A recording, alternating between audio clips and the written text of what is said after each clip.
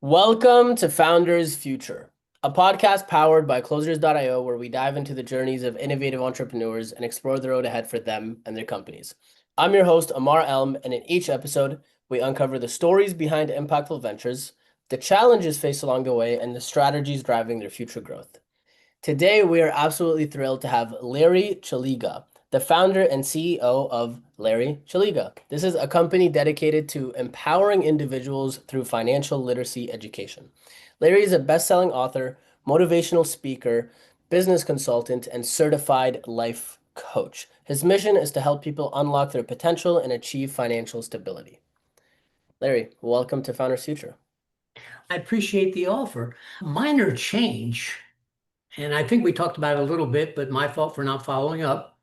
I tried the financial thing. I got into, after 50 years of work, I retired, and I found that I did not fit well with retirement. I Mm, wanted something to do. I had experienced in my past some financial issues, which I conquered. But I okay. also know a lot of other people who are having problems. So I decided to try to motivate high school students to become financially literate. The TEDx talk that I did, that's what it was focused on. I wanted to talk to high school kids, but only 7 states at the time required a student to pass a course in financial literacy to graduate. Today, I think the last time I checked was like 21 or 23 states. Okay. But I was unable to land enough gigs to keep me in business. Mm, That was number one. Number two, I really didn't like it. Okay. It's a necessary topic. I think people should learn to become financially literate, but it didn't really float my boat. Now, one of my best friends and also my mentor in organizational development, Jervis Bush, he and I were talking, and we were talking about that. And he said, "So, why are you spending so much time on financial literacy when you're an expert in team building and mm. workplace culture transformations?" And I said, "I've got 2 years invested in it." He says, "Yeah, and you're not making any money. Maybe you ought to think about it." Yeah. I had a meeting scheduled the next day with my new marketing company, and we'll talk about that in a little bit. Yep. And I walked in, we had a full plan on how we were going to try a different approach on financial literacy. I walked in and I said, "Kirby, we're going to trash that idea. We're going to go after how to build high potential work teams and Mm. transform workplace cultures." So I that's love where I'm at now. That's perfect. And I appreciate you breaking that down because I think that's important for people to realize that, hey, it's okay to go have one idea and not be the most attached to it and then transition to something else that's maybe more suited for things that you're passionate about, your skill set, your expertise. So I think that's a great learning lesson that people can take away from that story is it's all good to sometimes take it behind a barn and shoot it and then move on to the next thing.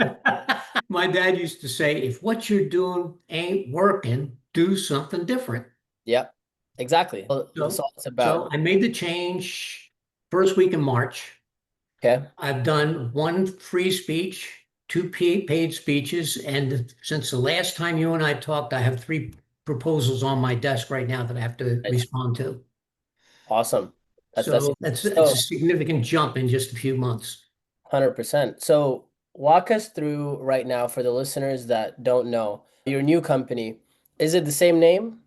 So I kept the legal name of MYOB Publishing LLC, doing business as Larry Szeliga. Got it. The MYOB does stand for Mind Your Own Business. Yep. The tagline is Your life is your business. You're the one responsible. I love it. Help us understand who is your ideal customer in terms of the team building, the workplace transformations, and then what are the different offers and services that you provide? Okay, so I really enjoy public speaking. I love getting up on the stage and talking to people, especially people who are there because they want to learn something that they can apply and not just listen to it and have to call back and say, "Okay, I like what you said, but how do I do it?" So I Yep. try to give them the whole package so that they can jump in and take off with it. In the past, I've worked with companies such as General Motors, Ford, Chrysler, GE Medical, and Colgate Palmolive. Actually, that's where I met my wife. So it was a good experience for the most part. It was a good experience. They're the ones that, if they're doing it because somebody's telling them to do it, I'm not interested. If they really want to create high potential work teams, or Yeah, if they want to transform their culture to a point where their employees become raving fans of the organization, I'm all in. And I'll do everything I can to help them succeed. The one point that I want to make is I do not go into an organization and do it for them. I want to teach them how to do it and why they're doing it that way so that next time they want to make a change, they can go ahead and do it without relying on me to come back in and collect more money from them. for sure. Yeah. It's teach a man to fish or give a man a fish, feed him for a day, teach a man to fish, feed him for a lifetime. One company I worked for, when you taught them how to fish, they wouldn't come back to work, but that's Yeah, there you go. So now, in terms of, let's say you have somebody in front of you who they're looking for that culture transformation, they're internally motivated, they want to see that happen. What does a typical client engagement look like? So walk me through your client's journey from start to finish. okay. So we'll assume that they called me on the phone, just as an Okay. example. The first thing I will do, or if I'm at give a speech and they want to talk to me, I'll set up a 30-minute free consultation just to get a general idea of what they're really looking for and why. And off the cuff, can I help them or not? Because I don't want to waste their time and I really don't want to waste my time. Yeah. The second thing I do is I arrange for a date where I give them one free day consultation. I will go to their facility at their cost, but I Okay. will go in and do a complete assessment of what they're asking for, why they're asking for it. And then I'll go out into their facility and try to gather enough information to say, yes, you're on target or you're not. If they like it, if I think there's a fit and they like what I have to say, then I'll put together a proposal, a complete outline of what I think we need to do, why I think we do it, and how we do it. And then, Got of it. course, how much it costs. Send that to them. We'll schedule another phone call. And or in some cases, I have had people call me up and say, "Can you come out here and talk to us about it?" And sure, at their cost.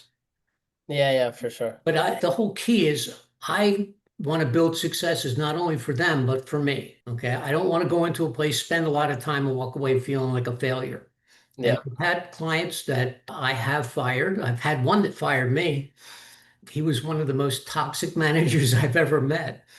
And when I explained that was part of the problem, he took exception to it. I didn't come right out and say, you're toxic, but I Yeah, gave yeah, some examples of what people were saying. for sure. But the whole thing Curious. is, if you're not building success, you're not building a future. Yeah, I completely agree. But I'm super curious, why do you physically go into their locations? Why not do things over Zoom? Number one, there's a lot to be said for face-to-face, real-life communications. Okay. But it's also, I don't just listen to what that person has to say. I want to talk to people who would be involved in the whole effort. Got it. Do you Okay. think 'Cause that it might limit you to potential new business? that's okay.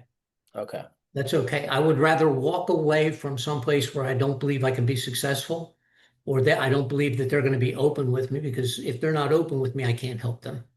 got it. My whole thing is that what I'm doing, consulting to a company, is like a medical practice. Prescribing a prescription without first doing a diagnosis is malpractice. Yeah, fair enough. And there's no one plan that fits everybody.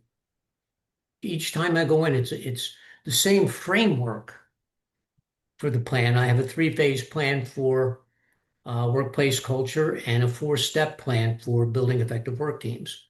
Got it. But how those steps are instituted, how they're managed, et cetera, depends upon the culture of the company that you're dealing with. For sure. Walk me through when it comes to client acquisition and kind of the back end of the business. Because I heard a podcast guest say this yesterday and I loved it. And they said, building a consulting business, 80% is sales and marketing, 20% is the actual work that gets done. So walk me through, how do you acquire your customers? What does that look like? So in my past, I did consulting back in the 80s. Every time I made a speech, I got at least two follow-up calls. Mm. Out of every four that I talked to, I landed at least one. Okay. The problem was I was a sole proprietor and I was so busy I didn't have time for my family. Yeah. Created other problems. But my approach right now, the first thing I did, well, number one, when I started MYOB, I hired a consulting company, a marketing company, who charged me a lot of money. And there were zero results. They were very hard to work with. I stuck with them for the last year that I had that set up on financial literacy, and I made a change. And I went with somebody with that I met with several times face to face. Turns out he's less than a mile away from my office. So it's very convenient. He's been phenomenal. We put together a plan where I would spend a significant amount of time putting my content abstract, if you will, together for each program and then reviewing it with him. And he has an assistant. Actually, he has several of them, but the one that's assigned to me. And then we sat down and we said, okay, we're going to develop a web page, Yeah. email address, business card. Okay. From there, we went to opening up LinkedIn and Facebook. I did a couple of blogs. We did some posts. So we're posting every day on both of those. And I Okay. follow up on them every day. Matter of fact, I just put the shut off LinkedIn just before you guys signed in. I There had you a go. bunch of responses. The interesting part is I am not getting a lot of followers, but I'm getting a lot of direct messages. And that's where two of the proposals came for that I'm working on right now. So we went through that. We developed the web page. We tested everything, posting a couple of times a week consistently. We decided to do that and then work on a couple of white papers and more blogs. I've done that. Prepared the speech, actually two of them. And we said, so what we're going to do now is try to get some footage, snapshots of me actually making a live speech, Got it. videos of me. So we went to the local market, Chamber of Commerce, Rotary clubs, that type of thing. The first one I did for free. We had pictures, videos, and got references and referrals. The second two I charged 500 bucks for just to earn a little bit of money. And same deal. They had to do pictures, videos, and references, and they got a 10% discount if they got a referral. One did have a referral, the other one didn't. The next one that I do, and I intended to do three of those. So did the three. I'm looking right now to do four of them, and I'm going to charge between 2,500 and 3,000 for a speech. Now, the speech it's their choice. I can do anything from 8 minutes, like a TEDx talk, up to an hour and a half. I can do a workshop, whatever it is they want. We'll put that together. But when I do a speech, it's not just a speech. I'll hang around afterwards for questions and answers. We can do a discussion group, whatever they want. Once I'm there for the day, unless they throw me out or they take me out for a drink. So that's that stage. And we'll go to the next stage after 4 gigs. We'll go to the next stage and I'll charge 5 to 8,000. Got it. I want to Got do it. four of those. So I've got it laid out. I expect the first year remaining of this year, I should pull in right around 70,000. Okay. Okay. From Next, speaking engagements or from everything? from most of it's from speeches. I intend to do one consulting contract. I estimate it'd be about 35,000. Got it. Are Okay. you, or what do you feel like is the bottleneck to doing more than 70? Say again, please. What do you feel like is the challenge to doing more than 70? If you wanted to do, I don't know, 500, like what do you think is the thing holding you back? I want to have a life as well. Okay. Okay. And I really enjoy organizational development. Yep. It's not only something that I do for work, it's something that I've enjoyed since 1980. So I go to frequent workshops, conferences. I want to continue doing that. I also have hobbies and I have a family. So I have family spread over the East Coast and out as far as Michigan, down as far as south of Texas. Fair So enough. I plan on doing probably 80% speeches, 20% in terms of consulting. that would turn out to be probably, because year two, I plan on charging 10,000 a speech. Got it. Okay. Year one for consulting is 5,600 a day, Okay, minimum of 6 days. Year two could probably be 10,000 a day. got it. So back in 1980, I was charging, my high was 750 a day, 7,500 a day. Wow. And I was booked solid. I kept raising the price thinking they'd back off and Yeah. just kept falling. Yeah. Is this more of a passion hobby business or Yeah, you, I am financially set. I did struggle financially, as I mentioned earlier, but I recovered and I don't need to work. it's a good spot to be in. Like I said, I tried retirement and it was just, I went out, I'm heavily involved in long distance precision shooting and Okay, hunting. cool. But you sit out there shooting all day and after a while, I was killing my hobby. It was becoming something to kill space and time. Fair enough. Oh yeah, Why, this is my hobby. This is what I want to do. This is what I enjoy. yeah. I I'm guess if you 74. If I sit back and just watch television, I'll become a couch potato, get heavier, and it's not my Mhm. game. I'm curious if you had a model where it wasn't taking up all your time and you still had time to do the other things just in life, have a life, right?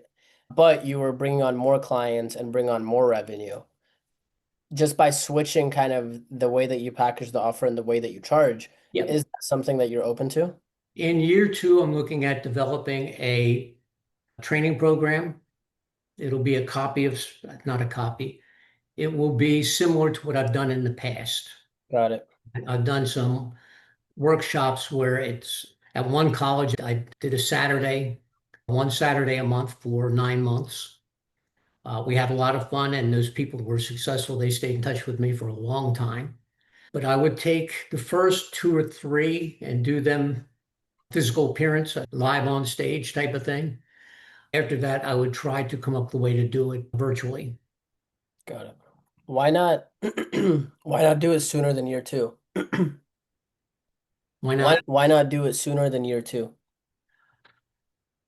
Basically, I want to make sure that the content works, the model that I put together. So I knew how to do this stuff and I went in and did it. But the last 30 years, I did it myself. I went in, I had two companies, I had 23 locations in 11 different countries. I built strong teams at each one of those locations, totally changed the culture. The gentleman that I worked for at the time when I first started was the most toxic individual you'd ever want to be around. He would literally schedule a meeting for 7 a.m. on Saturday and come in at 11. And anybody who wasn't there would get beat up pretty bad. He would just climb all over them. Wow. And I confronted him on it. He says, I know when you people show up, you're going to sit there and work. So I come in late so that I get some free hours out of you, salary people. He would literally thumb through his phone book to find somebody to yell at. Wow. And after 2 years of trying to make changes, I walked in and said, we need to talk. And he said, let's do it at lunch. I said, okay. Well, lunchtime rolled around. I went out to meet him at the car and he invited two other people along. Yeah. So I couldn't have the talk. I said, excuse me. I ran back into the building for just a second, came back out, got in the car. We had lunch. We came back. I followed him into the office and his office. And he looked down and he picked up an envelope and it said personal and confidential in red. And he said, oh, no. I said, what's the matter? He's personal and confidential. That means somebody else is quitting. Yeah. I said, really? Who else? He said, what do you mean? Who else? I said, that's mine. Who else? And he literally fell back in his chair and said, where are you going? I said, home. I'm Yeah. giving you a 2 month notice. I was the chief operations officer. So I'm giving you a 2 month notice. You find somebody before 2 months is out, I'm out of here.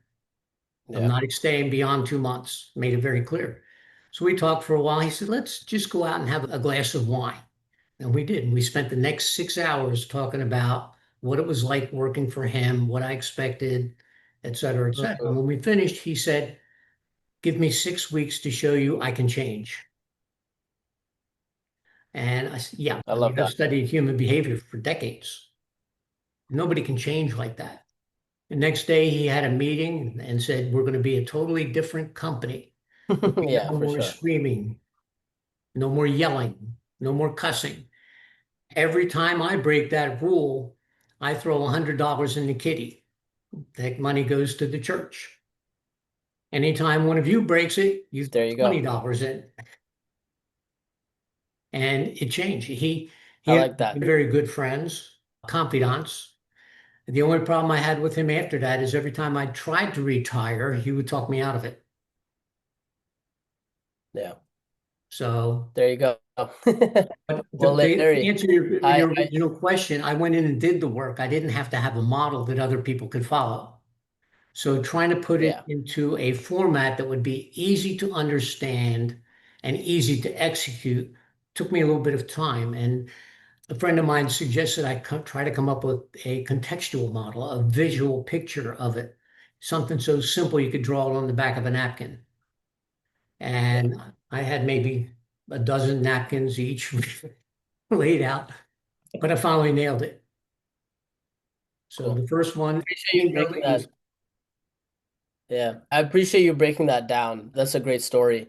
And I don't know if I'm cutting out, but I feel like my internet's a little laggy right now. A bit. However, just a little bit. What's the best way for people to get in contact with you? There's two ways. One is my webpage, Larry Okay, Szeliga, LarrySzeliga.com, and my email address, Larry awesome. at LarrySzeliga.com. Perfect. All right, awesome. I really appreciate your time today. I know we're at the 30-minute mark. That wraps up another inspiring episode of Founders Future. Larry, thank you so much for coming on. I really did appreciate your time and you sharing your journey and your insights with us. To our listeners, if you're inspired by today's conversation, don't forget to subscribe. And if you're looking to scale your business and really enhance your sales and marketing efforts, visit closers.io to discover how we can support your growth journey. Until then, keep on climbing.